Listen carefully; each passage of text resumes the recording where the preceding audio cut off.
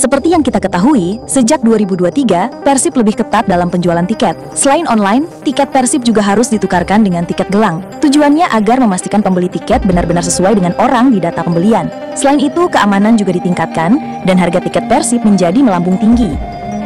Sebagai perbandingan, di tahun 2019, tiket Persib untuk Tribun Timur, Utara, dan Selatan di kisaran 60.000, dan di tahun 2023, tiket untuk Tribun Timur, Utara, dan Selatan 125.000. Ini meningkat 108%, padahal kalau kita perbandingkan dengan UMR Kota Bandung, dari 2019 ke 2023, peningkatannya hanya 21%.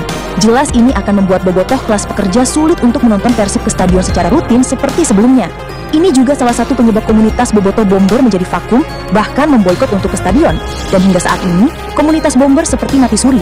Walau bukan hanya itu saja penyebabnya, tapi bila komunitas sebesar bomber saja bisa seperti sekarang, bukan tidak mungkin komunitas lainnya pun akan bernasib sama.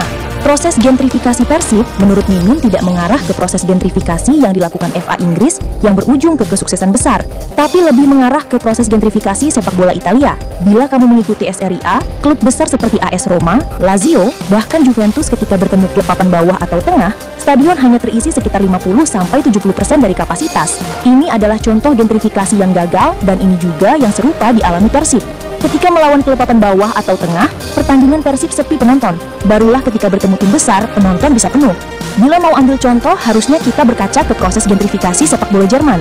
Klub-klub Bundesliga, termasuk klub besar seperti Bayern Munchen dan Borussia Dortmund, menerapkan subsidi silang tiket. Apa itu subsidi silang tiket? Klub-klub Bundesliga sadar bahwa menghilangkan penonton kelas pekerja itu salah, karena dengan kehadiran penonton kelas pekerja, malah itu jadi daya tarik utama Bundesliga. Akhirnya klub menerapkan kebijakan subsidi silang tiket. Jadi, khusus untuk penonton kelas pekerja, harga tiket sangat murah. Bahkan perbandingannya bisa 2-5 kali lipat dari tiket umum. Namun tiket kelas pekerja ini umumnya untuk Tribun Utara dan Selatan. Sebagai perbandingan, Bayern Munchen menjual tiket untuk kelas pekerja seharga 9-15 pound sterling, sedangkan tiket umum dijual 30-60 pound sterling. Belum lagi ada tiket turis yang dari luar Jerman. Tiket dibanderol 70-125 pound sterling. Dengan sistem seperti ini, tidak heran atmosfer di stadion klub Bundesliga tetap panas, liar, dan mengagumkan. Dan turis yang ingin datang ke pertandingan bukan hanya untuk melihat pertandingan, tapi ingin merasakan atmosfer dari dukungan penonton kelas pekerja yang biasanya bernyanyi sepanjang laga dan melakukan koreo dan chants yang luar biasa. Dengan menerapkan subsidi silang tiket, klub di Bundesliga masih bisa menjangkau penonton rutin yang biasanya kebanyakan penonton kelas pekerja. Menurut kami tim Bisik Bola menyarankan untuk manajemen Persib untuk mengubah arah gentrifikasi ke arah sepak bola Jerman dengan meluncurkan kembali tiket murah untuk kelas pekerja dan pelajar. Persib punya aplikasi canggih, yaitu Planet Persib. Ketimbang digunakan untuk seolah-olah akan membangun komunitas baru dengan meluncurkan membership, lebih baik aplikasi ini dijadikan alat kolaborasi dengan komunitas bobotoh dengan meluncurkan tiket murah kelas pekerja dan pelajar, khusus anggota komunitas bobotoh. Berkaca lewat sejarah di mana saat itu manajemen Persib mempercayakan pengelolaan tiket ke komunitas bobotoh dan melahirkan budaya rutin datang ke stadion.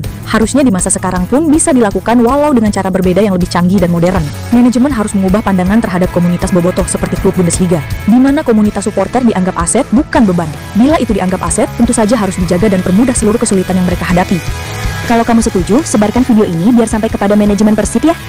Video ini dibuat untuk tujuan edukasi agar pecinta sepak bola Indonesia tahu bahwa bukan hanya ada permainan di atas lapangan, tapi ada juga permainan di balik layar.